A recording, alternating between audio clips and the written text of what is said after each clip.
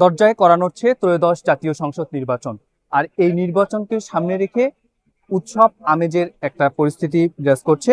আমরা এখন যে জায়গাটিতে রয়েছি দর্শক, আপনি দেখতে পাচ্ছেন যে এটি গাইবান্ধার উপজেলা পরিষদ মিলনায়তন। এই মিলনায়তন কক্ষ থেকেই আমরা দেখতে পাচ্ছি যে ভোটের জন্য যে সকল সরঞ্জামাদি রয়েছে সেই সকল সরঞ্জামাদি কিন্তু প্রিজাইডিং অফিসার এবং সংশ্লিষ্ট যে সকল নির্বাচনে কর্তব্যরত দায়িত্বপ্রাপ্ত আইন শৃঙ্খলা বাহিনী, পুলিশ সদস্য, আনসার ভিডিপি সদস্য সকলের উপস্থিতিতে তারা কিন্তু এই সকল জিনিসপত্রগুলো তারা কিন্তু নিজ নিজ কেন্দ্রে নিয়ে যাওয়ার উদ্দেশ্যে কিন্তু ইতিমধ্যে তারা কিন্তু বেরিয়ে পড়েছেন এবং উপজেলা চত্বর থেকে তারা কিন্তু যাচ্ছেন।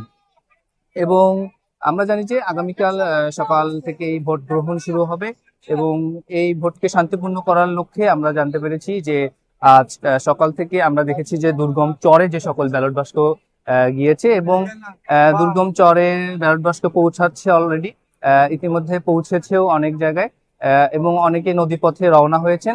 এর পাশাপাশি যদি দর্শক আপনাদেরকে বলি যে সব মিলিয়ে কিন্তু একটি আমেজ সৃষ্টি হয়েছে এখানে। এই আমেজ কিন্তু গতকাল ভোট শুরুর মধ্য দিয়ে আমরা দেখতে পারবো যে আরো উৎসব মুখর পরিবেশে এই আমেজ আরো বাড়বে বলে মনে করছি। এই ছিল আমার কাছ থেকে গাইবান্ধা উপজেলা চত্বর থেকে সর্বশেষ।